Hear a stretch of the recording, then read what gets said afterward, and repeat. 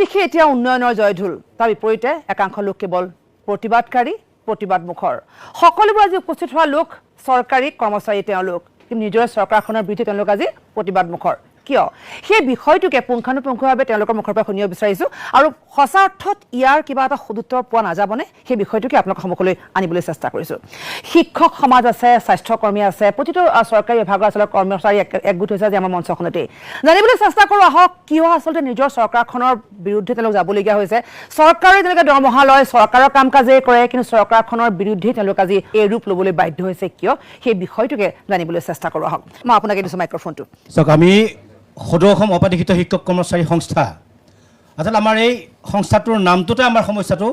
মানে সোমাই আছে অপাধিকৃত আমি 2017-18 যিখন শিক্ষানুষ্ঠানৰ পদ পাঠিকৰণ আইন এই আইনখনত থকা কিছুমান ধাৰা উভতাৰ কাৰণে আমি দীৰ্ঘদিন মানে বিনা বেতনে শিক্ষকতা কৰি থাকিব লগা হৈছে যিটো কাৰণত আমাৰ পৰিয়াল বা আমি নিজৰ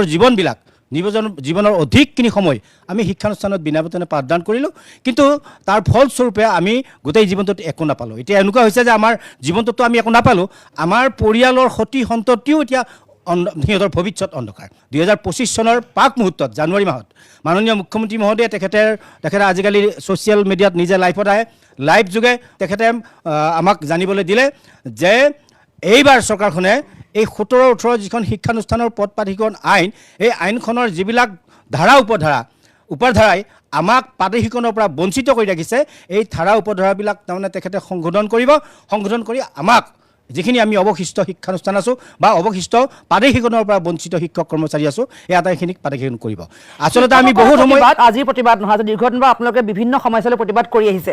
কিন্তু আপুনি 2025 চনৰ কথা যিহেতু ক'লে কিন্তু 2025 এই সময়খন টাৰ্গেট কিয় কৰিলে আপোনালোকে চাওক এইটো আমাৰ টাৰ্গেটৰ কথা নাই এইটো চৰকাৰখনে আমাক দীৰ্ঘদিন ধৰি বঞ্চিত কৰি আহিছে দীৰ্ঘদিন ধৰি আমাক প্ৰবঞ্চনা কৰি আছে যোৱা সময়ছোৱাত কংগ্ৰেছৰ শাসনকালত আমাৰ মাননীয় মুখ্যমন্ত্ৰী মহোদয় বৰ্তমানৰ তেখেত আছিল শিক্ষামন্ত্ৰী আৰু তেখেতৰ এই শিক্ষামন্ত্ৰীত্বৰ কালতে আমি আমাৰ বিদ্যালয়বিলাকৰ যিটো ন্যায্যতা অৰ্থাৎ বিভাগীয়ভাৱে যিবিলাক অনুমতি স্বীকৃতি বা কনকাৰেঞ্চ এইবিলাক আমি পাইছোঁ কিন্তু ষড়যন্ত্ৰমূলকভাৱে বাৰে বাৰে আইন প্ৰণয়ন কৰি আমাৰ শিক্ষকসকলৰ মাজৰ কিছুমানক বঞ্চিত কৰে এতিয়া শেহতীয়াকৈ মুখ্যমন্ত্ৰী মহোদয়ে যিহেতু ঘোষণা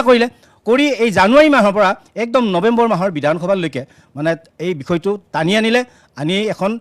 নাটক এখন কৰিলে যে আইনখনৰ সংশোধন কৰিব বুলি বিধানসভালৈ সংশোধনী এটা আনিলে কিন্তু যিখন সংশোধনী বিল আহিল এই বিলখনত নতুনত্ব একো নাই কেৱল সেই মানে শব্দকেইটাকে নতুনকৈ লিপিবদ্ধ কৰিছে যেনে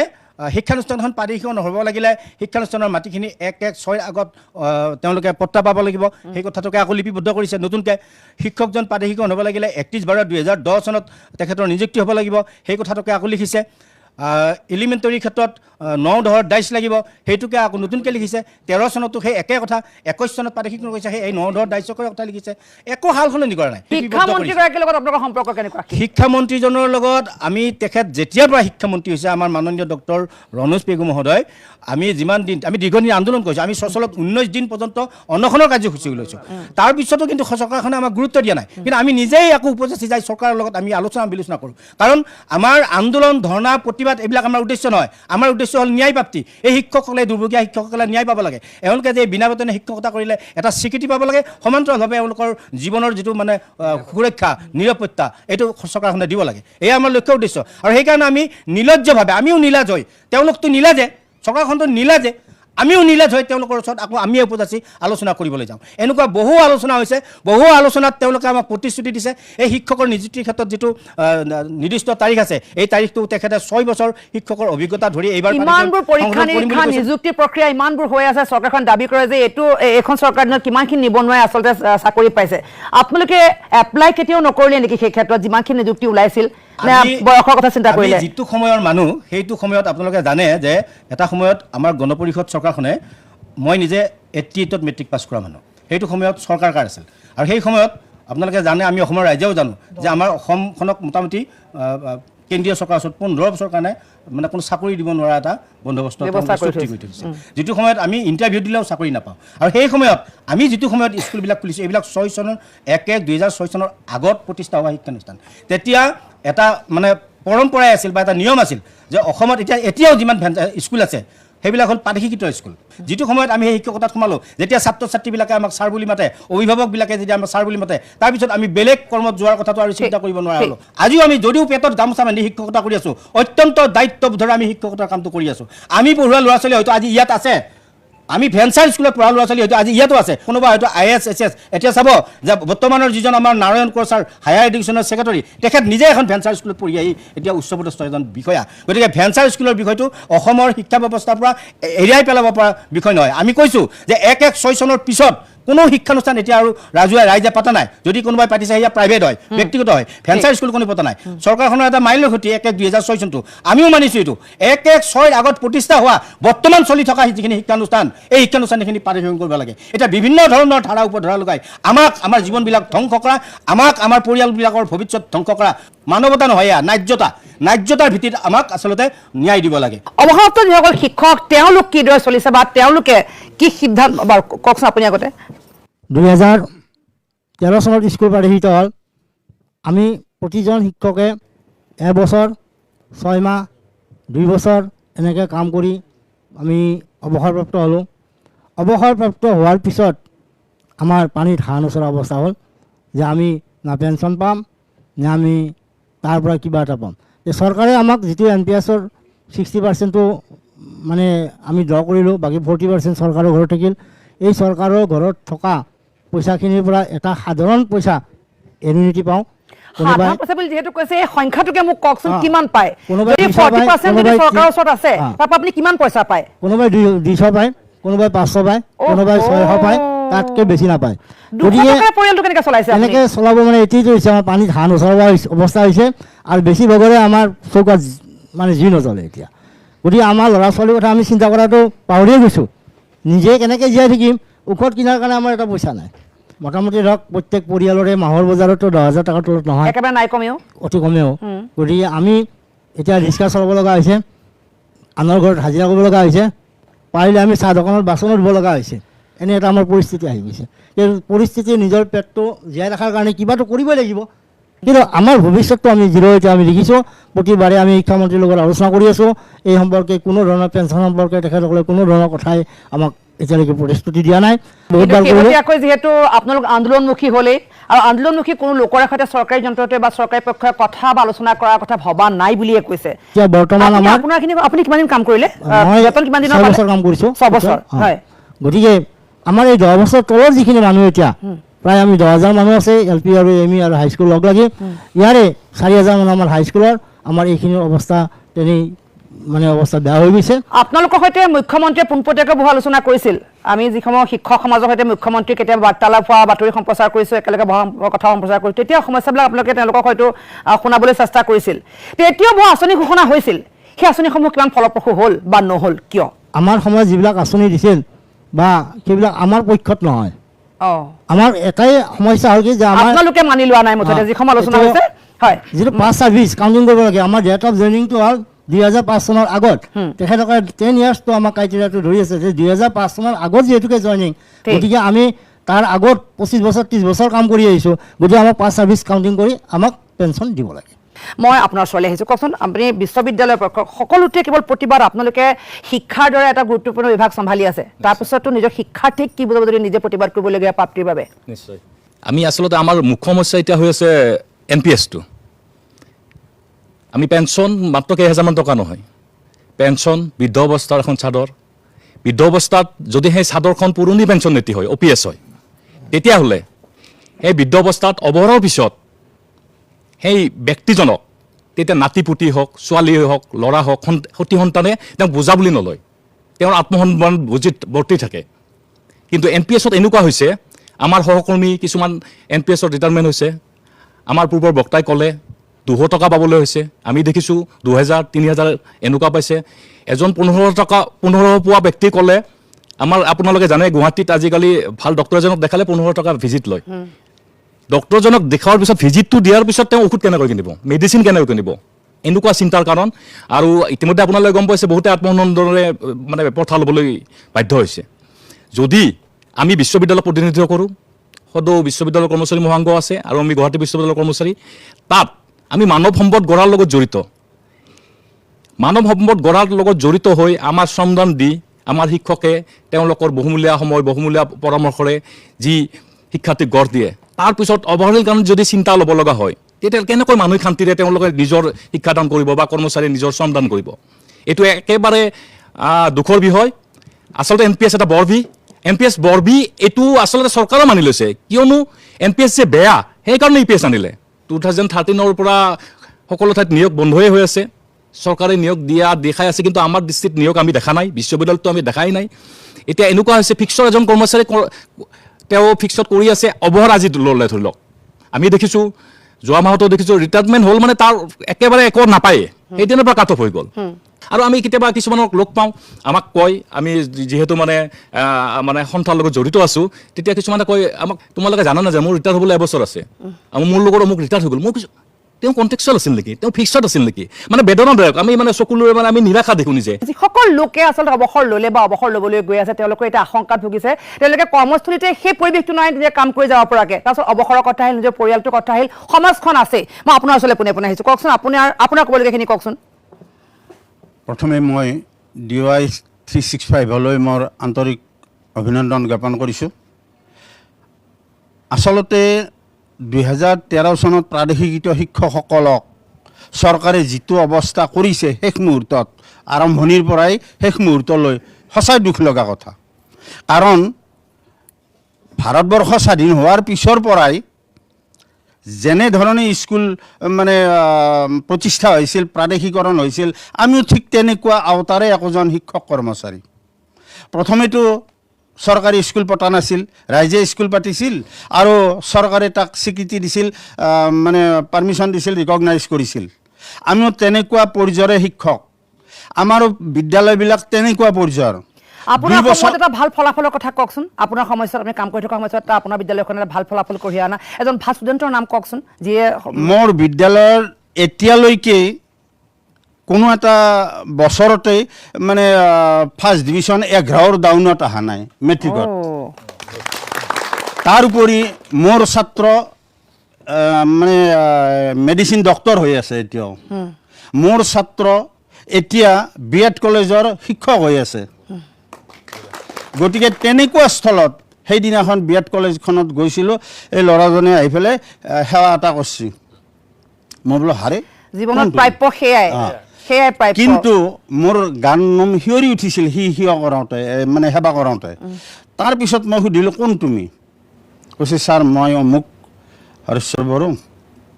দাৰকুচি দেফালী হাইস্কুলত আপুনি কাম কৰোঁতে মোক সংস্কৃত পঢ়ুৱাইছিল মই বোলো এতিয়া ক'ত বোলে ইয়াৰে মই শিক্ষক হিচাপে আছোঁ কিমান বেয়া লগা কথা তেওঁ দৰমহা পাই আছে ঠিক কিন্তু মই 7 বছৰ 9 মাহ চাকৰি কৰিলোঁ 7 বছৰ 9 মাহ চাকৰি কৰি মই অৱসৰ ল'লোঁ এতিয়া মই পাওঁ মাত্ৰ 1300-1400 টকা য'ত মোৰ মিছেছ আঁঠু ৰিপ্লেচ কৰিব লগা অৱস্থা বিচনাত পৰি আছে কিন্তু এতিয়া খুজি খাই আছোঁ লাজ কৰা কথা নহয় কিছু সংখ্যক বস্তু মই খুজি খাওঁ তেনেকুৱা অৱস্থাত চলি আছোঁ মাননীয় মুখ্যমন্ত্ৰীয়ে 3বাৰকৈ আমাৰ সন্থাক মাতিছিল তেখেতৰ আমন্ত্ৰণ ক্ৰমে আমি 3বাৰ তেখেতৰ লগত আলোচনা কৰিছিলোঁ তেখেতে কেৱল কথা কয় যে মোৰ ইয়াতে আছে 13 চনৰ সমস্যাটো মোৰ ইয়াতে আছে শেষৰ বাৰত মই কৈছিলোঁ এটা কথা যে ইয়াতে থাকিলেই মানুহ বহুত শিক্ষক বহুত মৰি গ'ল ছাৰ কিবা এটা কৰক সিদিনাখন আমাৰ মানে সন্থাৰে সাংগঠনিক সম্পাদক এই বঙাইগাঁও জিলাৰ তেওঁ উন্নত চিকিৎসাৰ অভাৱত মৃত্যুমুখত পৰিব লগা হ'ল এই দৰঙৰ এজন এতিয়াও বেডত আছে বেড মানে ঘৰৰ বেডত আছে এতিয়া কথাটো হ'ল আমাৰখিনি 27 বছৰ আমি বিনা বেতনেই মানে হেৰি কৰিলোঁ কাম কৰিলোঁ 7 বছৰ 9 মাহৰ তাৰো 60% 2,85,000 নে কিবা টকা পালোঁ বাকীখিনি পইচা মানে হেৰি হ'ল 40% তেওঁলোকে ৰাখিলে তাৰে সেইখিনি পইচা মোবাইলে খৰচ কৰিম গেছৰে খৰচ কৰিম নে কি কৰিম 13 চনত আমাৰ হ'ল প্ৰভিন্সিয়েল এই দুখটো আচলতে চৰকাৰৰ অৱহেলাৰ কাৰণে হৈছে কিন্তু এতিয়া চাওক MLA এটা কালি যদি টিপ মাৰা MLA হয় তেওঁ কিন্তু OPS পাব তেওঁলোকৰ সুবিধাখিনি ঠিকে ৰাখিছে কিন্তু আমি ইমান শিক্ষা দীক্ষা লৈ ইমান কষ্ট কৰি ল'ৰা ছোৱালীক পঢ়ুৱাই ঘৰত খাই আহি ল'ৰা ছোৱালীক পঢ়া মিড ডে মিল আজি ওলাইছে কিন্তু ল'ৰা ছোৱালীক চাব যাওঁ পঢ়িছে নে নাই পঢ়া ঠিক, ঠিক। যাৰ কাৰণে অৱশ্যে আমাৰ স্কুলখনৰ এটা লেখত ল'বলগীয়া নামো আছে আৰু এইখিনিতে এটা মোৰ অঞ্চলৰ ৰাইজক মই এটা কথা মানে ধন্যবাদ দিওঁ আজি যে 541খন মানে মানে সম্বৰ্ধনা মই পাইছিলোঁ মোৰ বিদায়ৰ দিনা 4-5খন গাঁও মোক প্ৰচেছন কৰিছিল সেইটো এটা মোৰ এতিয়াও স্মৃতি আছে কিন্তু সেইটো মোৰ নচলে খাব নোকোলে গতিকে শিক্ষামন্ত্ৰী 2বাৰ আলোচনা কৰিছিল নাৰায়ণ কোঁৱৰ ছাৰে 2বাৰ আলোচনাত মাতিছিল এছ.এন. চৌধুৰী ছাৰে এবাৰ আলোচনা কৰিছিলোঁ স্বয়ং মুখ্যমন্ত্ৰী মাতিছিল 3বাৰ কিন্তু 3বাৰে আলোচনাহে হ'ল কাৰ্যকৰী কিন্তু এতিয়া নহ'ল আমাক অসম চৰকাৰে তাতো ফৰ্মেট দিয়াৰ ক্ষেত্ৰত কিছুমান মানে গাফিলতি কৰিছে যাৰ ফলত আমি বহুতে ফৰ্মেটবিলাকো দিব নোৱাৰিলোঁ আৰু সেইটোতো আমাক বাধা কৰিছে আমি ভিক্ষা খোজা কাৰ্যসূচী ল'ম চৰকাৰক লাজেই লাগক বা যিয়ে নহওক জেলত থয় ভাবেনে যে চৰকাৰৰ লাজ লাগিব যে শিক্ষক সমাজে অৱশেষত ভিক্ষাবৃত্তি হাতত ল'বলগীয়া হ'ল ভিক্ষাবৃত্তি ল'ম ভাবেনে যে সেইখিনিয়ে কিবা এটা কামত আহিব বা চৰকাৰে লাজ পাব না আহক নাহক আমি সেইটোলৈ নাই আমি খুজিতো খাই আছোঁ এতিয়াওতো খুজি খাই আছোঁ মোৰ লগৰ এজন শিক্ষক মোৰ এছিষ্টেণ্ট এজন মানে ৰিটায়াৰ হৈছে তেওঁ ৰং কৰিব যায় ঘৰত ৰং দিব যাই আছে গ্ৰেজুৱেট শিক্ষক তেওঁ ৰং দিব যাই আছে ঘৰত সেইটো খুজি খোৱা নহয়নে কাম কৰি দৰাচলতে এখন প্ৰতিবাদস্থলী নহয় বা এসকল লোক প্ৰতিবাদকাৰীও আজি নহয় কিন্তু এবাৰ শুনিবলৈ চেষ্টা কৰক কি কাৰণত অসন্তুষ্ট তেওঁলোক ইমানখিনি বাতাবৰণ চৰকাৰখন সৃষ্টি কৰিছে বুলি কোৱাৰ পিছত সকলো ক্ষেত্ৰত সকলোবোৰ সহজ সুলভ কৰি দিলোঁ বুলি কোৱাৰ পিছতো আজি একাংশ লোক প্ৰতিবাদকাৰী হৈ পৰিছে কিয় মই যিটো ধাৰাৰ কথা কৈছোঁ অসমৰ ৰাইজে পাতা শিক্ষানুষ্ঠান আপোনালোকেও নিজে পাতা নাই আমিও নিজে পাতা নাই অসমৰ ৰাইজে যিখিনি সচেতন মানুহ শৈক্ষিকভাৱে সচেতন এই মানুহখিনি যিখিনি মানুহ শিক্ষিত নাছিল কিন্তু এই মানুহবিলাক শিক্ষিত নাছিল তেতিয়া সেই মানুহখিনিয়ে পাতা শিক্ষানুষ্ঠানখিনিত শিক্ষকতা কৰি গোটেই জীৱনটো পেটত গামোচা বান্ধি এওঁলোকে 27 বছৰ কাম কৰিছে এতিয়া চাওক যদি 1-1-6 চনৰ আগতে পাতা শিক্ষানুষ্ঠান হয় এওঁলোকৰ শিক্ষানুষ্ঠানখন 1-1 আগৰ পাতা শিক্ষানুষ্ঠান এওঁলোকক 13 চনত পাতা শিক্ষণ কৰিলে কিছুমানক 21ত কৰিলে আমাক এতিয়ালৈ বঞ্চিত কৰি ৰাখিছে আমাৰ মানুহ কেনেকৈ জীয়াই থাকিব আমি লজ্জা আছে নে নাই এই চৰকাৰখনৰ শৰম আছে নে নাই এই চৰকাৰখনৰ লাজ পোৱা নাই এনেকুৱা অনুষ্ঠান এই পিতৃত তোলা মানুহ এইবিলাক মানুহ যদি ভিক্ষা খুজিবলৈ কেইদিনমান আগতে এটা নিউজ পাইছিলোঁ এজন শিক্ষকে অটো ৰিক্সা চলাই আছে তেওঁ পেঞ্চন নাপায় 100 টকা নেকি পাই বোলে লজ্জা আছে নাই হিমন্ত বিশ্ব শৰ্মাৰ লজ্জা আছে নাই শিক্ষামন্ত্ৰী ৰনোজ পেগুৰ কি মুখ্যমন্ত্ৰী কি ডাইনেমিক মুখ্যমন্ত্ৰী শিক্ষকসকলক শিক্ষক সমাজখনক যিয়ে জাতিটোৰ মেৰুদণ্ডডাল ধৰি ৰাখিছে আজি যদি শিক্ষক নাথাকে এই সমাজখন কি হ'ব অসমীয়া সমাজখন এনেকুৱা এটা সময়ত আজিও আমি ইমান নিৰ্লজ্জভাৱে এওঁলোকে আমাৰ লগত আলোচনা কৰে লাজ লাগিছে একে নিচিনা কথা এওঁলোকে যেনেদৰে অতিকে শ্ৰদ্ধা সহকাৰে আপোনালোকক প্ৰণাম কৰিছোঁ আশীৰ্বাদ কৰক আমিও যাতে অন্ততঃ জীয়াই থাকি আমি জীয়াই কিয় আছোঁ জানেনে আমাৰ ল'ৰা ছোৱালীকেইটাৰ কাৰণে জীয়াই আছোঁ আমি আৰু অপমান পাবলৈ বাকী নাই আমাক চৰকাৰখনে যিমান স্বীকৃতি দিব লাগিছিল বহু পৰিমাণে আমাক অপমান কৰিছে আজি যদি শিক্ষকক ভিক্ষা কৰিবলৈ বাধ্য কৰাইছে এইখন চৰকাৰে এই অসমীয়া মানুহবিলাকে কিয় মাত নামাতে এতিয়া চৰকাৰখনে যে 80% 90% শিক্ষানুষ্ঠান ব্যক্তিগতকৰণ কৰি গৈ আছে অসমীয়া মাধ্যমৰ ৰাজহুৱা শিক্ষা খণ্ডখন যে সমূলাংশে ধ্বংস কৰিলে বিজেপি চৰকাৰখনে অসমীয়া মানুহ কেতিয়া সচেতন হ'ব অসমীয়া মানুহ কেতিয়া সচেতন হ'ব কেৱল মাত্ৰ 1250 টকাত নিজৰ মগজুবিলাক কিয় বিক্ৰী কৰিছে অসমীয়া মানুহে কেৱল মাত্ৰ এটা PM কিষাণৰ আঁচনিৰ নামত অসমীয়া মানুহে নিজৰ মগজুবিলাক কিয় বিক্ৰী কৰিছে আৰু মই আচলতে আৱেগিক এই ক্ষেত্ৰত মই প্ৰশ্ন কৰিবলৈ খোজোঁ কাৰণ শিক্ষক বুলি কোৱাৰ লগে লগে শিক্ষকজনৰ আমাৰ শ্ৰদ্ধাত মূৰ দূৰ খায় আচলতে এজন শিক্ষকে কৈছে যে গোটেই গাঁওখনে তেওঁ সম্বৰ্ধনা জনালে তেওঁৰ বিদায়ৰ দিনা সেয়াই তেওঁৰ জীৱনৰ প্ৰাপ্তি নেকি সেই সম্বৰ্ধনাই তেওঁ চলিব কিমান দিন আপুনি কিবা এটা ক'ম বুলি কৈছিল মই ধন্যবাদ জনাইছোঁ DY365ক প্ৰথম কথাটো হ'ল কি আচলতে মানুহখিনি যথেষ্ট আৱেগিক হৈছে আৰু আৱেগিক হ'ব লগাই কথা মই সদৌ অসম চৰকাৰী NPS কৰ্মচাৰী সংস্থাক ৰিপ্ৰেজেণ্ট কৰিছোঁ আজি প্ৰথম কথাটো হ'ল কি আমি 2018 চনতে আমাৰ সংস্থাটো জন্ম হৈছিলে অসমৰ প্ৰেক্ষাপটত আপোনালোক সকলোৱে জানে 2004 চনৰ পৰা ভাৰতীয় প্ৰেক্ষাপটত OPSক বলিদান দি NPS নামৰ এটা খতৰনাক এটা ব্যৱস্থা আহিল একেই পদানংগ ব্যৱহাৰ কৰি আগুৱাই গ'ল অসম চৰকাৰখনৰ 2005 চনৰ ফেব্ৰুৱাৰীৰ পৰা আৰম্ভ হ'ল NPS নামৰ এটা সাংঘাতিক এটা ব্যৱস্থা যিটো ব্যৱস্থাই কোনো কাৰণতেই অৱসৰী জীৱনটো খুব কাকোৱে চুব নোৱাৰিলে আচলতে কাকোৱে চুব নোৱাৰিলে চৰকাৰী পক্ষকে হওক কাকোৱে নোৱাৰিলে চাকৰিয়ালটো মই দূৰত দেখিলো যিহেতু মন্ত্ৰী এম এল এ কথাও ইয়াত আহিছে তেওঁলোকেও বিশ্বাসযোগ্যতাত নললে সেই এনপিএছ ব্যৱস্থাক যি কাৰণে আকৌ তেওঁলোকৰ কাৰণে ইউপিএছ থাকিল তেওঁলোক অপিএছত কিন্তু আহিলে আকৌ ইউপিএছ হয় এতিয়া কথাটো হ'ল কি আমি 2018 চনৰ পৰা নিৰৱচ্ছিন্নভাৱে আমি সদৌ অসম চৰকাৰী এনপিএছ কৰ্মচাৰী সংস্থা OPS-ৰ কাৰণে আমি লাগি আছোঁ আৰু আটাইতকৈ ডাঙৰ কথা মই আজি প্ৰত্যাহ্বান জনাব বিচাৰিছোঁ অসম চৰকাৰক আমাক এখন অপেন ডিবেট দিয়ক অপেন ডিবেট এখন হওক চৰকাৰী পক্ষ আমাৰ লগত বহক আৰু আমি বহিম তেওঁলোকৰ লগত তেওঁলোকে প্ৰমাণ কৰক যে এনপিএছ বা ইউপিএছটো OPS-তকৈ ভাল ইতিমধ্যে আমাৰ এটা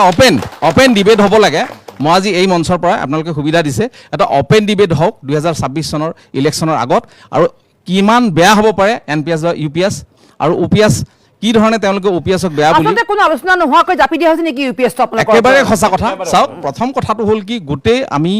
কিছু সংখ্যক মানুহ আমাক পুতলা নচুৱাই নচুৱাই আছে আৰু আমি পুতলাৰ দৰে নাচি আছোঁ এয়া চাওক আপুনি শুনি আচৰিত হ'ব অসমৰ প্ৰেক্ষাপটত আমি যদি চাওঁ ভাৰতীয় প্ৰেক্ষাপটটোক বাদ দিলোঁ বাৰু অসমৰ প্ৰেক্ষাপটত আটাইতকৈ বেছিকৈ পেঞ্চন পোৱা মানুহজন হ'ল মই নাম নকওঁ তেখেত লাষ্ট পাব 24,000 এইটো হায়েষ্ট পেঞ্চন আৰু দ্বিতীয় হায়েষ্ট পেঞ্চন পোৱা মানুহজনৰ সংখ্যাটো হ'ল কিমান তেওঁ পায় 6,450 টকা তেওঁ এগৰাকী প্ৰিন্সিপাল হিচাপে নকওঁ অলপ ভাল নালাগিব প্ৰিন্সিপাল একেবাৰে উপাৰ্জন 2.5 লাখ টকা দৰমহা পাইছিল আজি 24,000 টকা পায় আটাইতকৈ ডাঙৰ কথা আপোনালোকৰ ইয়াত এনেকুৱা মানুহ আছে নিজে পিন্ধি অহা কোটটো ধাৰি লৈ আহিছে ইয়াত আহিবলৈ ইয়াত যে পিন্ধি অহা এনেকুৱা ব্যক্তিও আছে যে অন্ততঃ দেখিবলৈ বেয়া লাগিব গতিকে মই কাৰোবাৰ পৰা কোট এটা ধাৰি লৈ যাওঁ কাৰণ টিভিত আহিব টিভিত দেখুৱাবলৈ গতিকে আমি এইবিলাক দেখিছোঁ আজি মোৰ লগৰ আমাৰ দৰঙত এগৰাকী পিলপিলি চৰাই আছে তেখেতক মই 2-3 বাৰ মাতিছিলোঁ পিছত তেখেতে আৰু ফোন নোতোলা হ'ল বোলে ছাৰ যাম কেনেকৈ মোৰ আজি যদি গুচি যাওঁ তেতিয়াহ'লে মই 500 টকাটো নাপাম কেনেকৈ আহিব এতিয়া ঘটনাটো হ'ল কি সদৌ অসম চৰকাৰী এনপিএছ কৰ্মচাৰী সন্থাই প্ৰত্যাহ্বান জনাইছোঁ এটা কথা ঠিক আমি OPS-ৰ কাৰণে লাগি আছোঁ আৰু আমাক OPS লাগিবই ইয়াত কোনো ধৰণৰ ইফাল সিফাল নহ'ব আমি এক বিন্দু পিছুৱা নহ'ম এটা কথা চাওক সদৌ অসম চৰকাৰী এনপিএছ কৰ্মচাৰী সন্থাই এটা কথা প্ৰতিষ্ঠা কৰিলে এনপিএছ যে বেয়া তেওঁলোকে প্ৰতিষ্ঠা কৰিবৰ কাৰণে চেষ্টা কৰিছিল যে এনপিএছটোৱেই ভাল OPS-টো ভাল নহয় কিন্তু তেওঁলোকে আমাৰ সন্মুখত হাৰি গৈছিল আজি মই টিভিৰ সন্মুখত স্পষ্টকৈ কৈছোঁ ইউপিএছক এনেকুৱা এটা কাম কৰি দিলে যে আপোনাক পেঞ্চন দিয়াৰ নামত কি কৰি দিলে আমাৰ গোটেই পইচাখিনি ৰাখি দিয়ে আমাৰ জমা পইচা মাত্ৰ 10% ঘূৰাই দিব তাৰ মানে মই বাৰে বাৰে এটা কথা ক'ম এনপিএছ যদি সাধাৰণ চুৰ আছিলে তেতিয়াহ'লে ইউপিএছটো একদম টোটেলি ডকাইত হৈ গ'ল গতিকে আমি আগততো চুৰ আছিল সৰু সৰু বস্তু চুৰ কৰি লৈ গৈছিলে এতিয়া একেবাৰে গোটেইখিনি পইচা আপোনাক লৈ গৈছে চাওক আজি যদি 20 লাখ টকা কৰ্পাছ এটা হৈছে তেওঁ যদি ৰিটায়াৰ হয় তেতিয়াহ'লে তেওঁ এনপিএছত পালেহেঁতেন 12 লাখ টকা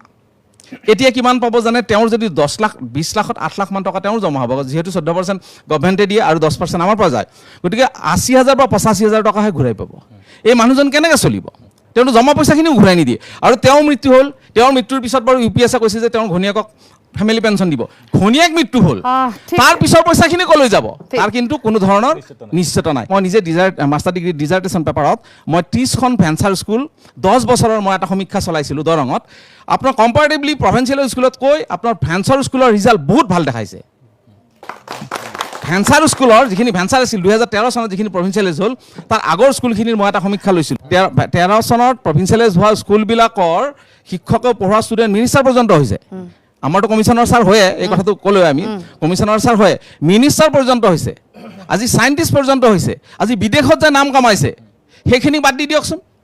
এইখিনি যদি বাদ দি দিয়ে সেই মানুহখিনিক বাদ দি দিলে অসমৰ এডুকেশ্যন ব্যৱস্থাটো কি হ'ব কওক গতিকে মুখ্যমন্ত্ৰী মহোদয়ৰ ওপৰত আমাৰ এতিয়াও আস্থা আছে বিশ্বাস আছে মই বাৰে বাৰে কৈছোঁ চাওক পেঞ্চনটো হৈছে আস্থা বিশ্বাস থকা স্বত্বেও আপোনালোকে ওলাই আহিবলগীয়া হ'ল এইটো ভাবেনে আমাৰ কাৰণে এইটো দুখৰ পৰিৱেশ সৃষ্টি হোৱাৰ পিছত যে মুখ্যমন্ত্ৰীয়ে কিবা এটা অকণমান সহজ হ'ব বা আপোনালোকৰ ক্ষেত্ৰত বা কিবা এটা সদুত্তৰ আহিব ভাবেনে এই কথাটো আমি আজিলৈ আশাবাদী অপ্ৰিয় হ'লেও সঁচা কথা আমি কৰ্মচাৰী এটা আমি সীমাৰ ভিতৰত কিন্তু কৰ্মচাৰীসকল ঠিকাভিত্তিক কৰ্মচাৰীসকলে সময়কণ বাছি লৈছে আগত নিৰ্বাচন আহি আছে সেইটো হয়তো ভয় বা প্ৰত্যাহ্বান তেওঁলোকে দেখুৱাইছে সেইটো কিন্তু মুখ্যমন্ত্ৰী বা চৰকাৰী পক্ষই কেতিয়াও গুৰুত্ব নিদিয়ে আৰু এইটো ব্লেকমেইলিং বুলি তেওঁলোকে অভিযোগ কৰিছে সীমা সকলোৰে এটা সীমা থাকে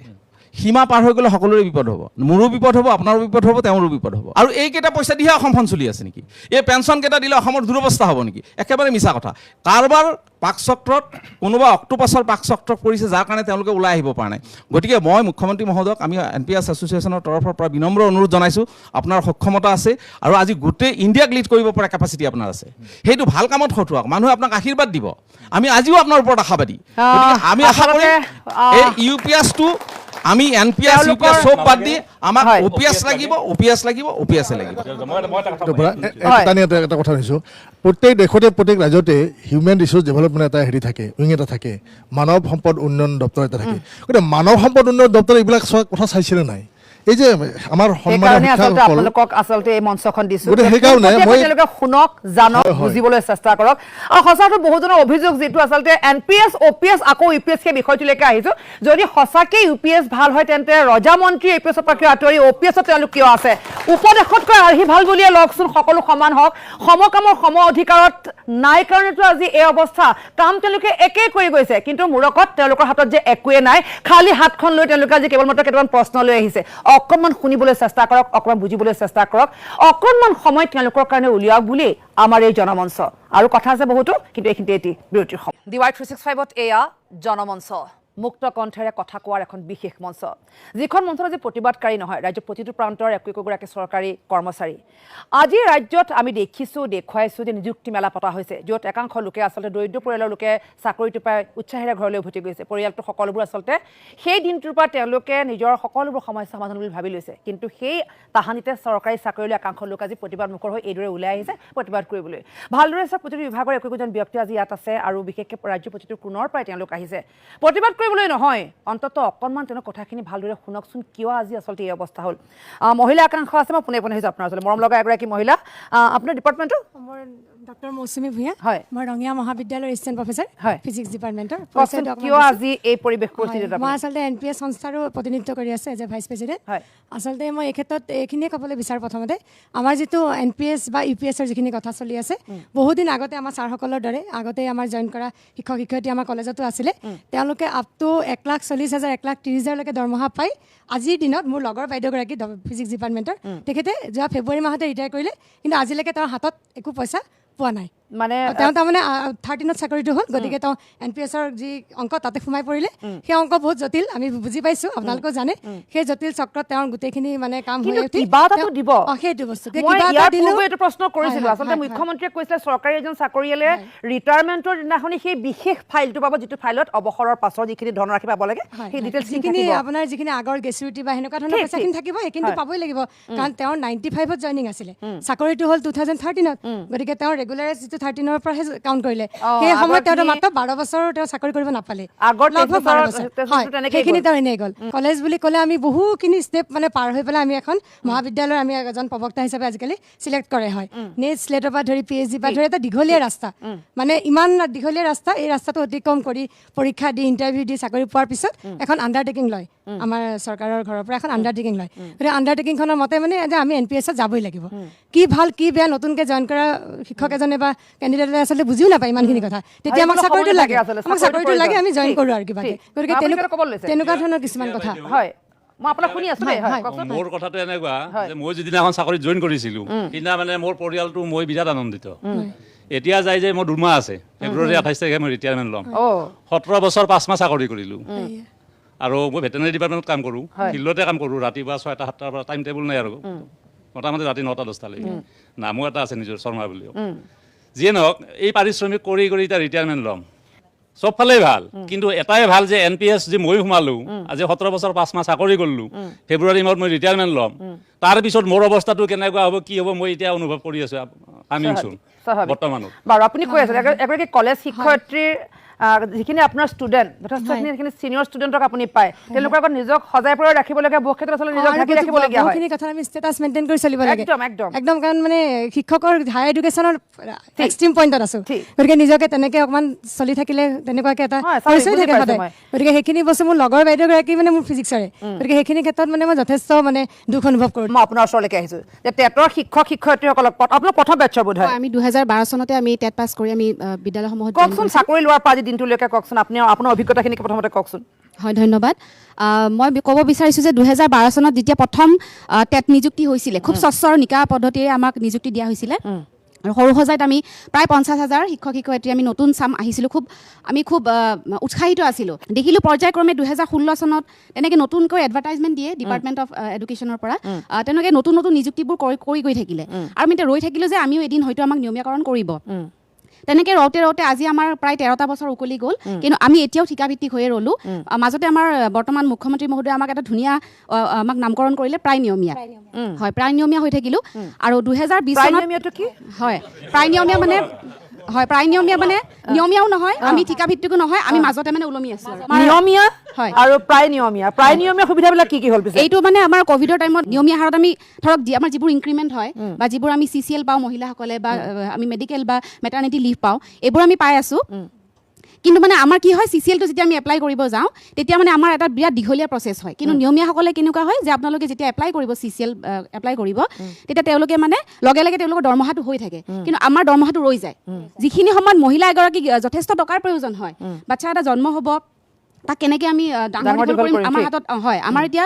তেনেকুৱা অৱস্থা হয়। তো নিয়মীয়া শিক্ষয়িত্ৰীসকলে তেওঁলোকে নিয়মীয়াকৈ পাই থাকে, কিন্তু আমি পৰিৱেশৰ শিক্ষাদান কেনেকৈ কৰিছে আপোনালোকে? সেইটোৱে কথা সিমানেই যে সেইটোৱে কৈছোঁ আমি প্ৰায় নিয়মীয়া। মই স্পষ্ট কৰি দিছোঁ চিনাৰীখন, মানে অলপ খেলি নহয় মই স্পষ্ট কৰি দিছোঁ। আচলতে আমাক 2012 চনত সৰু সজাত নিযুক্তি প্ৰদান কৰিলে। পৰৱৰ্তী পৰ্যায়ত কি কৰিলে, আমাক ঠিকাভিত্তিক নিযুক্তি দিলে। আমি সেই সময়ত যিহেতু এজন নিবনুৱা, গতিকে আমি চাকৰিটো গ্ৰহণ কৰিলোঁ। আৰু আমাক যিহেতু শিক্ষাৰ অধিকাৰ আইন 2009ৰ অধীনত নিযুক্তি দিছিল, সেইখন ভাৰতবৰ্ষৰ আটাইতকৈ সৰ্ববৃহৎ আইন। আৰু ভাৰতৰ সংবিধানৰো বৰ্তমান যিহেতু 6 পৰা 14 বছৰৰ শিশুসকলৰ মৌলিক অধিকাৰৰ এটা বিষয়, গতিকে এইটো সংবিধানৰ অন্তৰ্গত। আৰু শিক্ষাৰ অধিকাৰ আইনে প্ৰথমতে কৈছিল যে এই শিক্ষকসকলক পাৰ্মানেণ্ট এণ্ড প্ৰফেচনেল কেডাৰ হিচাপে, মানে আমাক প্ৰথমতে নিয়মীয়া হিচাপে দিব লাগিছিল। কিন্তু কেন্দ্ৰীয় চৰকাৰৰ পৰা পোৱা সেই দৰমহাৰ অংশটো হেৰুৱাবৰ ভয়ত এনেকুৱা এটা ব্যৱস্থা কৰিলে যে আমাক ঠিকাভিত্তিক হিচাপে ৰাখিলে। 2016 চনৰ যেতিয়া প্ৰাক নিৰ্বাচনী বতৰ, সেই সময়ত আমাৰ মুখ্যমন্ত্ৰীগৰাকী যেতিয়া বিজেপিলৈকে গৈছিলে, আৰু সেই সময়ত নিৰ্বাচনী ইস্তাহাৰ প্ৰকাশ কৰিলে যে আমাৰ চাকৰিসমূহ নিয়মীয়াকৰণ কৰা হ'ব। আৰু আমাৰ বৰ্তমানৰ মুখ্যমন্ত্ৰীগৰাকীয়ে সেই সময়ত প্ৰতিশ্ৰুতি দিলে যে চৰকাৰ আহিলে প্ৰথমখন কেবিনেটতে আমাৰ চাকৰিবোৰ নিয়মীয়া কৰি দিব। তো আমি সুখী হৈছিলোঁ। কিন্তু পৰৱৰ্তী পৰ্যায়ত আমি দেখা পালোঁ যে আমাক নিয়মীয়া কৰাটো দূৰৰে কথা, চৰকাৰে সেই কেবিনেটখন কোনোদিনো অনুষ্ঠিতই নকৰিলে আজি তাৰিখলৈকে। আৰু 2020 চনত আহি তেওঁলোকে ক'লে যে আপোনালোকৰ চাকৰিসমূহ আমি 60 বছৰ বয়সলৈকে ঠিকাভিত্তিক কৰি দিছোঁ। আৰু সেই 60 বছৰলৈকে ঠিকাভিত্তিকটো তেওঁ ক'লে যে সেইটো প্ৰায় নিয়মীয়া। মানে ভাৰতবৰ্ষৰ ইতিহাসত চাগে 60 বছৰীয়া এগ্ৰিমেণ্ট কাৰো নাই, আমাৰ আছে। 60 বছৰ জীৱনটো শেষ হৈ যাব আপোনালোকৰ। আৰু লগতে সেই এগ্ৰিমেণ্টৰ লগতে আৰু এটা বস্তু ইনক্লুড কৰি দিলে। আপোনালোকে পঢ়া নাছিল সেইখন? নাই, আমাৰ সেই সময়ৰ যিটো পৰিস্থিতি, গোটেইখিনি ক'বলৈ গ'লে বহুত যথেষ্ট দীঘলীয়া হ'ব। মাত্ৰ এইটোৱে কওঁ যে সেই সময়ত আমাক ভাগ কৰাৰ ষড়যন্ত্ৰ কৰা হৈছিল, আমি আন্দোলনমুখী হৈছিলোঁ। আপোনালোকৰ নিশ্চয় মনত আছে 2019 চনৰ 29 জুন তাৰিখে আমি খানাপাৰা ফিল্ডত প্ৰায় 18,000 শিক্ষক সমবেত হৈছিলোঁ, যিটো অসমৰ বৃহৎ শিক্ষক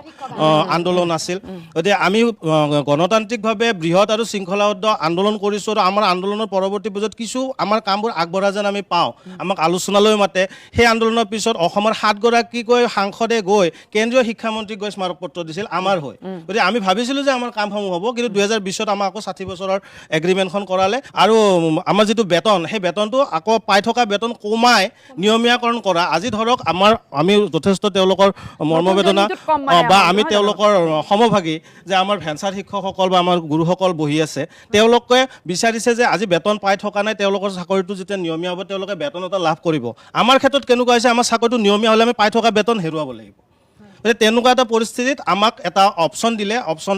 অপশ্যন পেপাৰ এখনত আমি চহী কৰিব লাগে যে মই মানে নিয়মীয়াটো গ্ৰহণ কৰিম নে নকৰিম। তো সেই ব্যৱস্থাৰ সময়তো যথেষ্টখিনি চাপ সৃষ্টি কৰা হ'ল বা আমাৰ শিক্ষকসকলক যথেষ্ট পৰিমাণে প্ৰৰোচনা বলি হ'ল। সেয়া চৰকাৰখন দাবী কৰিছে যে এইখন চৰকাৰৰ 5টা বছৰত কিমানখিনি নিযুক্তি তেওঁলোকে এতিয়া চাওক 1 লাখ নিযুক্তিৰ যিটো তেওঁলোকৰ টাৰ্গেট, এতিয়া তেওঁলোক হয়তো 1.5 লাখ মানুহলৈকে গৈছে। কিন্তু আমি ক'ব পাৰোঁ যে সেই 1.5 লাখ নিযুক্তিৰ ভিতৰত 21,000 শিক্ষক যি শিক্ষকতা কৰি আছিল, সেইখন বিদ্যালয়তে শিক্ষকতা কৰি আছে আৰু দৰমহাৰ 15,000 কমাই কিনে তেওঁলোক আকৌ নতুনকৈ নিযুক্তি মেলাত নিযুক্তিপত্ৰ গ্ৰহণ কৰিছে। আমি আমাৰতো ক'ব পাৰোঁ, অন্যান্য বিভাগতো যদি তেনেকুৱা নিযুক্তি হৈছে সেই বিষয়ে আমি অজ্ঞ। আমি উদাহৰণস্বৰূপে ক'ব পাৰোঁ যে আমাৰ চুবুৰীয়া অশান্তৰ জৰ্জৰ হ'লেও মণিপুৰে তেওঁলোকৰ শিক্ষকসকলক চাকৰিত যোগদান কৰা দিনাখনৰ পৰা নিয়মীয়াকৰণ কৰিছে। আমাৰ ওচৰত ত্ৰিপুৰাৰ শিক্ষকসকলে ন্যায় পাইছে। সিদিনাখন আমি গম পাইছোঁ যে চণ্ডীগড়ৰ শিক্ষকসকলেও ন্যায় পাইছে। কিন্তু আমাৰ ক্ষেত্ৰত যদি অসম ভাৰতৰ প্ৰথম 5খন ৰাজ্যৰ এখন হ'ব লাগে তেনেহ'লে উদাহৰণটো অসমৰ পৰাহে আৰম্ভ হ'ব লাগিছিল কিন্তু আমি এতিয়া তলৰ ফালৰ পৰা 1 নম্বৰ হ'ব লাগিব যেন আমাৰ লাগিছে গতিকে আমাৰ এটাই আশা যে আমি যিখিনি পাই আছোঁ আমি পাই থকাখিনি হেৰুৱাব নালাগে আৰু অতিৰিক্ত আমাক এটকাও বেছিকৈ নালাগে অকণমান শুনিবলৈ চেষ্টা কৰক আমাৰ এই অনুষ্ঠান আমাৰ ব্যৱস্থা কেৱল আপোনালোকৰ কাণ চুৱাৰ তেওঁলোকে কিয় প্ৰতিবাদমুখৰ হ'বলগীয়া হৈছে আপোনালোকে কোৱা কথাখিনিকে তেওঁলোকে বুকুত বান্ধি ঘূৰি ফুৰিছে কিন্তু এতিয়া অৱশেষত আশংকাত আজি প্ৰতিবাদমুখৰ আৰু যদিও চৰকাৰী পক্ষই বাৰম্বাৰ ঘোষণা কৰিছে যে প্ৰতিবাদ আৰু আন্দোলন আৰু আলোচনা একেলগে নহয় কিন্তু আলোচনা কৰাৰ থল কিবা নাইনে সেই বিষয়টোকে আপোনালোকৰ ওচৰলৈ আনিব বিচাৰিছোঁ আছে বহু কথা কিন্তু এইখিনিতে পুনৰ বিৰতিৰ সময় প্ৰান্তৰ একোগৰাকী চৰকাৰী চাকৰিয়াল অৰ্থাৎ শেহতীয়াকৈ ৰাজ্যত কিছু অসন্তুষ্টি দেখিবলৈ পোৱা গৈছে একাংশ চৰকাৰী চাকৰিয়ালৰ প্ৰতিটো ক্ষেত্ৰতে প্ৰতিটো বিভাগতে আচলতে এনে একাংশ লোক আছে যি আচলতে চৰকাৰী ব্যৱস্থাপনা সহজে ল'ব পৰা নাই চৰকাৰখনৰ দাবী যে সকলো লোকক সন্তুষ্ট কৰিব পৰাকৈ সকলোৰে হিতৰ চিন্তাৰ্থে আচলতে কিছু আঁচনি যুগুত কৰা হৈছে কিন্তু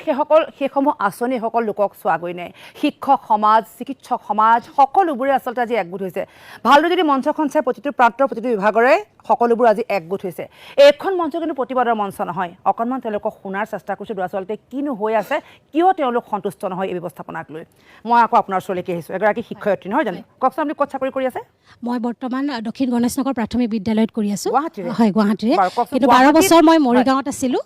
আৰু মৰিগাঁৱত 12 বছৰৰ পাছত মই ইয়ালৈ বদলীকৰণ হৈ আহিলোঁ অভিজ্ঞতাৰ ভিত্তিত 13 বছৰ যিহেতু অভিজ্ঞতা আছে তাৰ পাছত আকৌ নতুন নিযুক্তি আমি কোনোপধ্যেই এইটো মানি নলওঁ যিহেতু নতুন নিযুক্তি যি প্ৰক্ৰিয়া চৰকাৰে এটা মেৰপাক উলিয়াইছে তাত আমাৰ সাংঘাতিকভাৱে লোকচান আছে সকলোৱে জানেই যিসকল অভিজ্ঞ গতিকে আমি বিচাৰিছোঁ সদৌ অসম প্ৰাথমিক নেতৃত্বপূৰ্ণ শিক্ষক সমাজৰ তৰফৰ পৰা বিনা চৰ্তে বেতন সুৰক্ষা সহ নিয়মীয়াকৰণ চৰকাৰে যাতে আমাক কৰে আমাৰ মৰ্মবেদনা বুজক যিহেতু আমি কেতিয়াও যিহেতু আমি এগৰাকী নতুন নিযুক্তি প্ৰক্ৰিয়াৰ যদি আমি হওঁ তেতিয়া আমি এগৰাকী কনিষ্ঠ শিক্ষক হিচাপে নিযুক্তি গতিকে আমি যি কাম কৰা যি অভিজ্ঞতা আছে আমাৰ জ্যেষ্ঠতা কেতিয়াও নাথাকে মই আপোনাৰ ওচৰলৈ আহিছোঁ আপুনি কওকচোন দৰমহা নোপোৱা শিক্ষকগৰাকীয়ে কওকচোন যে আমি দৰমহা পাওঁ মানে দৰমহা নহয় ঠিক মজুৰি বুলি আমাক দিছে আমাৰ 2017 চনৰ যিখন আইন প্ৰণয়ন কৰিলে 2012-13 যিখন আইন আছিলে সেইখন আইন 2016ত পষ্টপন কৰি বাতিল কৰি 2017ত আইন এখন প্ৰণয়ন কৰিলে মোৰ গুৱাহাটীতে নুনমাটিত মোৰ ঘৰ মোৰ তাতে স্কুল গতিকে সেইখন আইনৰ জৰিয়তে দি অসমত নহয় আচলতে ভাৰতবৰ্ষৰ কোনো ৰাজ্যতে আজিলৈকে এই শব্দটো নাছিল টিউটৰ আমাক টিউটৰ সজালে অথচ আমাৰ বিগত দিনৰ প্ৰায় 30 বছৰ 25 বছৰ আমাৰ অভিজ্ঞতা আছে আমি শিক্ষক হৈছোঁ 2005 চনত আমাৰ ৰিকগনাইজ হৈছে গতিকে চৰকাৰী নিয়মৰ ভিতৰেৰে আমি ৰিকগনাইজ হৈছিলোঁ তাৰ পিছতো আমি 2012-13 চনত আমি বঞ্চিত হ'লোঁ আমাৰ নেটতো সোমাইছিল আমাৰ স্কুলবিলাকৰ নাম তাৰপিছতো বঞ্চিত হ'লোঁ আমাৰ মাত্ৰ 6 মাহ বাকী থকাৰ কাৰণে তাৰমানে কিন্তু সকলোৱে আপোনালোকৰ কাম যিহেতু নিয়মীয়াকৰণ কৰাৰ পিছত বহুখিনি ব্যৱস্থা এতিয়া এটেণ্ডেণ্টৰ কাৰণে আপোনালোকে মোবাইলত কিছুমান এপ ডাউনলোড কৰি ল'ব লাগে সেইবিলাকত আপোনালোকৰ বহু নিগেটিভ যথেষ্ট অসুবিধা হৈছে আমি অসুবিধা হৈছে হয় যে সময় মেইনটেইন নকৰে এনেকুৱা বহুবিলাক অভিযোগ আপোনালোকৰ বিৰুদ্ধেও আছে সময়ত স্কুললৈ নাহে সেইকাৰণে সময়ত আপোনালোকে অনলাইন তেনেকুৱা নহয় বাইদেউ তেনেকুৱা নহয় মোৰ স্কুলখন আপুনি নিজে গ'লে দেখা পাব মোৰ স্কুলখন নুনমাটিত আৰু মোৰ স্কুলত এতিয়াও 93টা ষ্টুডেণ্ট আছে মোৰ ME স্কুল আৰু মই প্ৰধান শিক্ষক হিচাপে ৰাইজে জানে কিন্তু চৰকাৰৰ দৃষ্টিত মই কিন্তু এজন সাধাৰণ টিউটৰসকলক ললিপপ এটা দিলে যে 6%টো আপুনি আচৰিত পাব কাৰণ 2017 চনৰ আইনখন মতেই 10,800 টকাত আমাৰ টিউটৰসকলে দৰমহা আৰম্ভ কৰিছিল আৰু প্ৰতি 2 বছৰৰ মূৰত আপোনাৰ 1200 টকা বাঢ়ে যদি 2 বছৰৰ মূৰত 1200 টকা বাঢ়ে তেতিয়াহ'লে বছৰত 600 টকা আৰু এতিয়া তেওঁলোকে কি কৰিছে 6% বুলি কয় 720 টকা বছৰত বাঢ়িব অৰ্থাৎ স্লেবটো যদি 12,000ৰ পৰা আহে 720 টকা বাঢ়িব তাৰমানে 120 টকাকৈ বেছি কৰি দিব যাৰ কাৰণে এখন দুৰ্ভাগ্যজনক কথা আচৰিত কথা আমি নিজেও বুজি পোৱা নাই সেইকাৰণে আমাৰ চিধা কথা আমি কোনো তেৰা বেকা কৰি নকওঁ আমাক টিউটৰ শব্দটো আমাৰ গাৰ পৰা গুচাই দিব লাগে আমাক শিক্ষক বনাব লাগে আৰু অন্যান্য চৰকাৰী স্কুলৰ শিক্ষকৰ দৰে আমাক দৰমহা আৰু অন্যান্য চৰকাৰী সা সুবিধাসমূহ দিব লাগে যিটো NEP কথা মাননীয় শিক্ষামন্ত্ৰী কৈছে যে NEP আমি এইটো মানিব লাগিব কেন্দ্ৰীয় চৰকাৰৰ নিৰ্দেশ NEP মতে আপোনালোকে টিউটৰ কিন্তু কথা হ'ল কি আমি যেতিয়া শিক্ষকতা কৰোঁ আমাক যেতিয়া ৰিকগনাইজ দিয়া হৈছিল তেতিয়া আমাৰ কোৱালিফিকেশ্যনটো চোৱাৰ পিছতে সেৱা বা গভৰ্ণমেণ্টে আমাক শিক্ষক হিচাপে নিযুক্তি দিছিল স্কুলখন আমাৰ চৰকাৰী হৈছিল কিন্তু কথা আমি 20 বছৰ চাকৰি কৰাৰ পিছত কি যুক্তিত এতিয়া আমি BEd বা DLEd কি যুক্তিত কৰিব লাগে আমাৰ অভিজ্ঞতাটো ক'ত গ'ল যদি অফিচাৰ যদি চৰকাৰী অফিচাৰ যদি 10 বছৰ চাকৰি কৰাৰ পিছত যদি এজন এছিয়াছ অফিচাৰ যদি IAS হ'ব পাৰে DC হ'ব পাৰে তেওঁতো IAS পৰীক্ষা দিনা কৰি তেওঁতো DC হৈ গ'ল তেওঁৰ অভিজ্ঞতাৰ ভিত্তিত এছিয়াছ অফিচাৰক IAS কৰি দিলে তেতিয়াহ'লে আমি কিয় নোৱাৰোঁ যিখন চৰকাৰৰ মুখ্যমন্ত্ৰীয়ে বিহাৰত গৈ আন্দোলন কৰি থাকিলে কিবা এটা পোৱা যাব বুলি কয় সেইজন মুখ্যমন্ত্ৰীয়ে অসমত আকৌ আন্দোলন কৰিলে আলোচনা নকৰাৰ যুক্তিটো ক'ত মই বিৰোধিতা কৰা নাই দেই কথা 6 জনগোষ্ঠীয়ে যেতিয়া জনজাতিকৰণৰ কাৰণে দাবী কৰি আছিল তেতিয়া মুখ্যমন্ত্ৰীয়ে কিন্তু প্ৰচাৰ মাধ্যমত কৈছিলে মই এই আন্দোলনৰ পৃষ্ঠপোষক বুলিয়ে কৈছিল এই আন্দোলন ময়ে কৰিব দিছোঁ মোৰ পৃষ্ঠপোষকতা আন্দোলন হৈছে শিক্ষকে আন্দোলন কৰিলে যদি আন্দোলন কৰা সংস্থাৰ লগত তেওঁ আলোচনা নকৰে জনজাতীয় জনসংগঠন যদি জনজাতিকৰণ বিচাৰি যদি তেতিয়া ভয় লাগে ভোটৰ কথা আমি শিক্ষক নিমিত্ত মাত্ৰ অকণমান শিক্ষক ভেঞ্চাৰ শিক্ষকে আমাক কি কৰিব টিউটৰ শিক্ষকে আমাক কি কৰিব আমি কোনো নিৰ্বাচনত আমি কোনো ইছ্যু নহয় সেইকাৰণে আমি কোনো ফেক্টৰ নহয় আৰু সেইকাৰণে আমাৰ লগত গুৰুত্ব নাই ন্যায্যতা পাহৰি গৈছে মুখ্যমন্ত্ৰী মহোদয়ে মানৱতা পাহৰি গৈছে কি যুক্তিত 10,000 বা 8,000 টকা দি এটা পৰিয়াল চলে নেকি মুখ্যমন্ত্ৰী মহোদয়ৰ বা শিক্ষামন্ত্ৰী মহোদয়ৰ এদিনৰ চাহৰ খৰচ এইটো তেওঁলোকে যদি দৰমহা বেছি হ'ব লাগে বুলি কোৱাৰ লগে লগে জনসাধাৰণৰ মানে জনমত লয় নেকি কোনোবা দিনা আমি দৰমহা বেছি কৰি ল'ম ৰাইজসকল ল'ম নে জনমত লয় নেকি বিধানসভাত তেওঁলোকে এতিয়া পাছ কৰিলে বিভিন্ন সুবিধা এতিয়া OPS NPSৰ কথা উলিয়াইছে এবাৰ মাত্ৰ যথামূৰ্খ এজনে যদি MLA হৈ আহে তাৰপিছত তেওঁ পেঞ্চন পায় এবাৰ বিদায় হোৱাৰ পিছতে 20 বছৰ 30 বছৰ বিনা বেতনে শিক্ষকতা কৰি উঠি মাত্ৰ 6-7 বছৰ শিক্ষকতা কৰিলে নিমিত্ত মাত্ৰ কিবা এটা পালে তাৰপিছত এওঁলোকে এতিয়া পেঞ্চন নাপায় তেওঁলোক MLA বিধায়ক হ'বৰ কাৰণে তেওঁলোকে নিজে কেইখন আইন বনাই লৈছে কিমান যোগ্যতা আছে তেওঁলোকৰ যোগ্যতাৰ মাপকাঠি কি কোনোবাজন যদি মেট্ৰিক ফেল আজি দেখিছোঁ বিহাৰত দেখিছোঁ তেওঁ নিজে শপত বাক্যখিনি কৰিব পৰা নাই যে তেনেকুৱা মানুহ এই ভাৰতীয় সংবিধানখন এনেকুৱা এখন সংবিধান যে তেনেকুৱা মানুহবিলাক অপদাৰ্থ মূৰ্খ মানুহবিলাক যদিও বিধানসভা এটা বাক্য শেহতীয়াভাৱে BTD এলেকাত হাগ্ৰামা মহিলাৰীয়ে ME আৰু LP টিউটাৰসকলক 15 দিনৰ ভিতৰত ডিষ্ট্ৰিক্টবিলাকক অৰ্ডাৰ দিছে ডিৰেক্টৰ জমা দিব লাগে তেওঁলোকক সম্পূৰ্ণ টিচাৰ বনাব শিক্ষক বনাব কিন্তু আমাৰ ইয়াত কিয় নোৱাৰে আমাক কিয় নোৱাৰে একে শিক্ষক বনাবলগীয়া হৈছে এতিয়া যে এনেকুৱা পৰ্যায়লৈ যে শিক্ষকতা কৰিবৰ কাৰণে শিক্ষক বনিব লাগিব শিক্ষামন্ত্ৰীজনে আমি আলোচনা কৰিব গ'লে আমাক কয় কি যে আপোনালোক জিন্দা শ্বহীদ কি শব্দ আচৰিত কয় জিন্দা শ্বহীদ বোলে আমি কেনেকৈ জিন্দা শ্বহীদ শিক্ষামন্ত্ৰী এগৰাকী স্বনামধন্য শিক্ষামন্ত্ৰী উচ্চ শিক্ষিত এজন শিক্ষামন্ত্ৰী সঁচা অৰ্থ এজন ভাল ব্যক্তিকে শিক্ষামন্ত্ৰী দায়িত্ব দিয়া হৈছে বুলি আমি ভাবোঁ আচলতে মিছলি আমাক কৈছিল 25,000 টকা আপোনালোকৰ স্লেব হ'ব আৰু তাৰ ভিতৰত 6% বাঢ়িব কিন্তু এতিয়া 10,800 টকাত স্লেবটো দিছে দি কিনে 6% বাঢ়িব অৰ্থাৎ বছৰত 720 টকা বাঢ়িব এই চৰকাৰখনৰ কি হয় যিখিনি শিক্ষিত মানুহৰ ক্ষেত্ৰত তেওঁলোকৰ আইনখন সদায় বেলেগ আৰু যিখিনি অশিক্ষিত মানুহৰ ক্ষেত্ৰত এই যে বহি খোৱা চিষ্টেমটো চৰকাৰখনৰ ক'ৰ পৰা উলিয়ালে যে আমাৰ কিবা এটা এই বাকী শিক্ষকসকলক OPS বা NPS এইবিলাকৰ ক্ষেত্ৰত বিভিন্ন আইনৰ মেৰপেচ দেখুৱাই বহি খোৱা চিষ্টেমটো তেওঁলোকে ক'ৰ পৰা উলিয়ালে 1250 টকাতে বহি দি আছে এই মাইকী মানুহখিনিক 10,000 টকা দিছে এইটো কোনটো আইনৰ ভিত্তিত তেওঁলোকে দিয়ে মই এজন চিকিৎসক আপোনাৰ ওচৰলৈ আহিছোঁ আমি যদি উন্নতি সাধন কৰিব লগা হয় তেতিয়াহ'লে দেশ এখনৰ যদি বিকাশ কৰিব লগা হয় শিক্ষা আৰু স্বাস্থ্য এই দুটা নহ'লে কেতিয়াও দেশৰ বিকাশ হ'ব নোৱাৰে দ্বিতীয় কথাটো হৈছে আমি NRHMত কাম কৰি আছোঁ আৰু আমি নামৰ দ্বাৰাই পৰিচিত হৈছোঁ বিকশিত অসমৰ সেনানী তাৰমানে কি আমি এনেকৈ কাম কৰিছোঁ যি আমাৰ দেশখনক বিকাশ কৰাৰ কাৰণে যথেষ্ট সহায় কৰিছে আৰু সেই ক্ষেত্ৰত আপোনালোকে সকলোৱে অৱগত যে ক'ভিডৰ সময়ত আমি 3 বছৰ ধৰি কোনো ছুটি নোলোৱাকৈ এদিনো ছুটি নোলোৱাকৈ আমি কাম কৰিছিলোঁ এতিয়া ইতিমধ্যে আমি আন্দোলন কৰাৰ কাৰণে প্ৰতিবাদ কৰাৰ কাৰণে আমাক 3 দিন বা 7 দিনৰ দৰমহা কাটিছে কিন্তু আমি এইটো চৰকাৰক জনাইছোঁ যে আমাৰ 3 দিনৰ দৰমহা কটা যিটো আপোনালোকে সিদ্ধান্ত লৈছে এতিয়া প্ৰতিবাদ কৰাৰ কাৰণে দৰমহা কাটিছে কিন্তু যিটো সময়ত আপোনালোকক বাহবা দিয়া হৈছে সেইটো সময়ত দৰমহা বঢ়াই দিয়া হৈছিল কিবা দিয়া হৈছিল বাইদেউ ক'ব ওলাইছোঁ এটা কথা কৈ দিছোঁ এই যে আপোনালোকক 3 দিনৰ কাৰণে দৰমহা কাটিছে এই যে হেল্থ মিনিষ্টাৰজন যে এছেম্বলিত গোটেইকেইদিন এবচেণ্ট আছিল সেইটো কিয় দৰমহা নাকাটে চৰকাৰখনে চৰকাৰক জনায়ে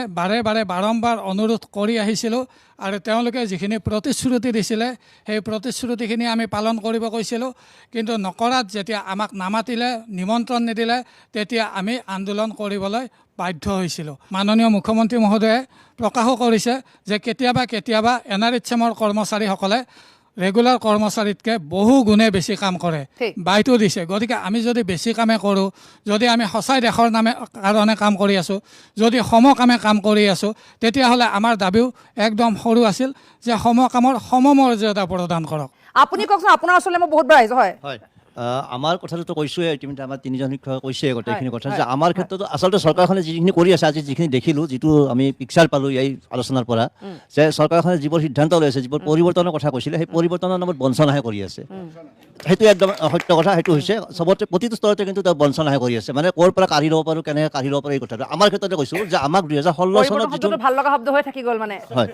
2016 চনত নিৰ্বাচনী ইস্তাহাৰত প্ৰকাশ কৰিছে যে শিক্ষকসকলক ৰেগুলাৰাইজ কৰাব আমাৰ চৰকাৰ আহিলে এতিয়া শেষত গৈ 13 বছৰ চাকৰি কৰাৰ পিছত 2024 চনত এটা নতুন প্ৰক্ৰিয়া ওলাইছে যে স্পেচিয়েল ৰিক্ৰুটমেণ্ট ড্ৰাইভ SRD বুলি কয় সেই প্ৰক্ৰিয়াৰ জৰিয়তে নতুন চাকৰিত তেওঁলোকে পাৰাজন কৰিব যদি কৰিব পাৰা নহ'লে এনেকৈ থাকিব লাগিব এইটো কৈছে এই কথাটো যদি আজি এই প্ৰক্ৰিয়াটো যদি 2016তে কৰিলে হয় আমাৰ গোটেই শিক্ষকখিনি কিন্তু উপকৃত হ'ল বছৰে তেতিয়া কোনো বঞ্চিত নহয় আজি 13টা ইনক্ৰিমেণ্ট লছ কৰাৰ পিছত আমি 20,000 টকা মাহত লছ কৰিব লগা হৈছে আমাৰ প্ৰত্যেকৰে ফেমিলিৰ লোন আছে প্ৰত্যেক টিচাৰৰ লোন আছে লাইবিলিটিছ আছে বহুত ধৰণৰ গতিকে এতিয়া আমি 16,000 বা 20,000 টকা লোকচান কৰি নতুন চাকৰিত যোৱাৰ কোনো মানসিকতাই নাই কোনো আজি যিসকল গৈছে যোৱা বছৰ গৈছিল কিন্তু বিভাগৰ পৰা অলপ ভাবুকিও পাইছিল 2-4জনৰ পৰা বিষয়াৰ পৰা বা মন্ত্ৰী মুখ্যমন্ত্ৰী আমাৰ বহিছিল তেওঁকো ভয় কৰে বহুত শিক্ষক আৰু আপুনি বাৰে বাৰে এটা কথা কৈছে যে আমি নিৰ্বাচনৰ প্ৰাক মুহূৰ্তত কিয় এনেকুৱা ধৰণৰ সিদ্ধান্ত লৈছোঁ আচলতে এইটো নহয় যদি আপুনি ভালকৈ ভাবিছে চৰকাৰখনেহে কিন্তু নিৰ্বাচন কেন্দ্ৰিক সিদ্ধান্ত লৈ আছে জানুৱাৰীত কেবিনেট সিদ্ধান্ত লৈ অক্টোবৰত এক্সিকিউট কৰিছে কিছুমান সিদ্ধান্ত অক্টোবৰ নৱেম্বৰত এক্সিকিউট কৰিব লৈ আছে এতিয়া এইবোৰ নিৰ্বাচনমুখী নহয় নেকি আমি আজি 2005-06 চনৰ পৰা কাম কৰি আছোঁ আমাকো মানে এতিয়া আমি সমকামৰ সম অধিকাৰ বা সমমৰ্যাদা বিচাৰি আছোঁ আমি একেখন টেবুলতে বহি একে সমানে কাম কৰোঁ কিন্তু আমাৰ দৰমহা গাঁথনিত বহুত আখোৱা আছে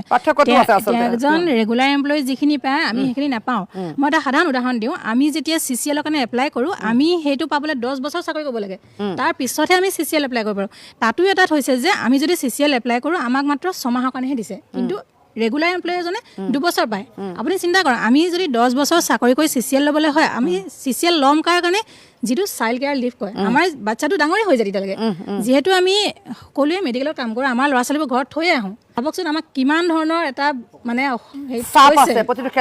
আমি ইমান কাম কৰিছোঁ আমাৰ কাৰণে NHM আজি বা অসম চৰকাৰে আজি অসম সৌৰভ বঁটা লাভ কৰিবলৈ সক্ষম হৈছে কিন্তু আমি কি পাইছোঁ আৰু তাতে এতিয়া আপোনালোকে গম পাইছে চাগে ৰিচেণ্টলি আমাক এটা ডেথ বেনিফিট দিয়াৰ কথা কৈছে আপোনালোকেও চাগে নিউজত ওলাইছে বস্তুটো শুনিছে আমি এতিয়া মানে ভাবিব লাগিব যে আমাৰ যদি পৰিয়ালটো সুৰক্ষা কৰিবলৈ হয় আমাৰ যেতিয়া 60 বছৰ হ'ব হয় আমি ইচ্ছা মৃত্যু ল'ব লাগিব নতুবা আমি এক্সিডেণ্ট হৈ মৰিব লাগিব হয় না আমাৰ বস্তুটো বৰ্তমান এনেকুৱা হৈছে যদিহে আন্দোলনে ফল নধৰে কি কৰিবগৈ মই এটা কথা চৰকাৰলৈ অনুৰোধ কৰিব বিচাৰোঁ হিতাধিকাৰীৰ কাৰণে নতুন নতুন আঁচনি দিব নালাগে এই সকল লোক যিখিনি আছে তেওঁলোকৰ সমস্যাবিলাক সমাধান কৰক আমাক যদি অসন্তুষ্ট কৰি আপুনি যদি ভাবে যে 5খন ৰাজ্যৰ ভিতৰত এখন কৰিব পাৰিম তেতিয়ালৈ এইটো কিন্তু এটা অলিক কল্পনা হ'ব গতিকে মই সকলো মুখ্যমন্ত্ৰী মহোদয়ক লগতে আমি সকলো মিনিষ্টাৰক অনুৰোধ জনাইছোঁ হাতযোৰ কৰিছোঁ এই মৰ্মৰ বেদনাখিনি শুনক আৰু